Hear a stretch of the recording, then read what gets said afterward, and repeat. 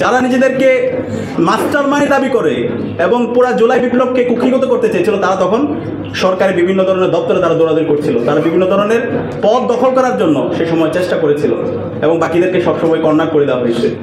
পরবর্তীতে এই আমাদের এই শহীদদেরকে এবং আহতদেরকে তাদের ট্রিটমেন্ট ব্যবস্থা করা, তাদের দায়িত্ব নয়, সেই জায়গায় আমরা এখন পর্যন্ত সেই ধরনের দৃশ্যমান কাজ দেখতে পাচ্ছি না। যেগুলো দেখতে পাচ্ছি সেগুলো একটা শহীদদের সাথে প্রতারণা করা।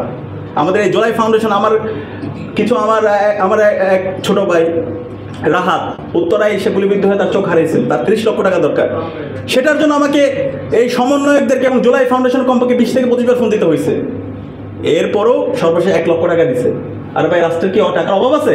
পরবর্তীতে আমরা নিজেরাই ফান্ডিং বিভিন্ন জায়গায় গিয়ে বিভিন্ন বড় ভাইয়ের কাছে গিয়ে 30 লক্ষ টাকা ম্যানেজ করে তাকে থাইল্যান্ডে পাঠিয়েছি।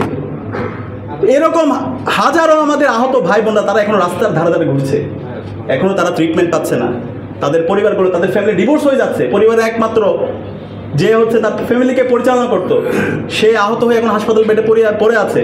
তার ফ্যামিলি, তার পরিবার দুঃসহ জীবন পরিচালনা করছে। এরপর আমাদের এই প্রত্যাশা ছিল এই জুলাই বিপ্লবের পর আমাদের এই প্রতিষ্ঠানগুলোকে ভেঙে চুরমার করে দেওয়া হয়েছে গত 16 বছরে, সেই প্রতিষ্ঠানগুলোকে নতুনভাবে ঢেলে সাজানো হবে এবং যে ফেসিবাদের দোসররা হাসিনাকে হাসিনা বানাইছে তাদেরকে সমূল উৎপাদন করা হবে। আমরা দেখতে পেয়েছি তাদের প্রতি সিম্প্যাথি, তাদেরকে আবার বিভিন্নভাবে পুনর্বাসন করা প্রত্যেকটা জায়গায়। তাদের প্রতি একটা দরদ তৈরি হয়ে গেছে যে অন্তর্বর্তীকালীন সরকার যারা রক্তের উপর বসে শপথ গ্রহণ করেছে, তারা তাদের প্রতি দরদ দেখায়। আবার আমরা যখন এইদেরকে প্রতিরোধ করতে যাই তখন তাদেরকে বলা হয় মব। কোন ধরনের সুস্পষ্ট এটা হচ্ছে জুলাইয়ের সাথে গাদ্দারি, জুলাইয়ের সাথে প্রতারণা। এবং এই যে আমরা বলছিলাম আমাদের এই প্রতিষ্ঠানগুলোকে নতুনভাবে ঢেলে সাজানোর জন্য যে সংস্কারের কথা, সেগুলোকে দীর্ঘসূত্রতা করা হচ্ছে এবং এগুলোকে বিভিন্নভাবে এত দীর্ঘায়িত করা হচ্ছে, মানুষের এটার প্রতি এখন ট্রাস্ট ডেফিসিট তৈরি হচ্ছে, আস্থার সংকট তৈরি হচ্ছে। এর পাশাপাশি আমরা দেখতে পাচ্ছি আমাদের ছাত্র উপদেষ্টা যাদেরকে আমরা পাঠিয়েছি, তারাও এখানে বুক বিলাসে মত্ত হয়ে পড়েছে। মিডিয়ায় যে ফেসিজম, সেই ফেসিজমকে দূর না করে বরং সে ফেসবুকে সে বিচার নালিশ দিচ্ছে এবং ক্রমাগতভাবে এই জুলাইয়ের যে স্টেকগুলো আছে সেই স্টেকগুলোর মধ্যে বিভাজন তৈরি করার জন্য সে ক্রমাগতভাবে বিভিন্ন ধরনের কাজ করে যাচ্ছে এবং ফেসবুকে আমরা তার দেখতে পেয়েছি তার বিভিন্ন ধরনের অ্যাক্টিভিটিস।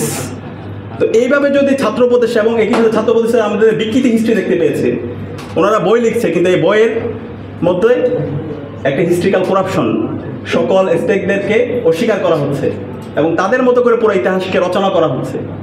তো এইরকম কাজ করার মাধ্যমে আজকে জুলাইয়ের যে ঐক্য ছিল সেই ঐক্যের মধ্যে আজকে ফাটল তৈরি হয়েছে, আজকে বিভাজন তৈরি হয়েছে।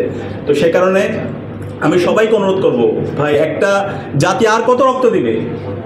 গত 54 বছরে তো আমরা কম রক্ত দিইনি। এই জুলাই এত রক্ত দেওয়ার পরে 2000 আমাদের ভাই বোন শহীদ হওয়ার পরও, 40,000 আমাদের ভাই বোন গাজী হওয়ার পরও যদি আমরা আমাদের এই বাংলাদেশটাকে নতুনভাবে বিনির্মাণ করতে না পারি, আমাদের পরবর্তী প্রজন্ম আমাদেরকে ক্ষমা করবে না। আমাদের পরবর্তী প্রজন্ম আমাদেরকে ক্ষমা করবে না।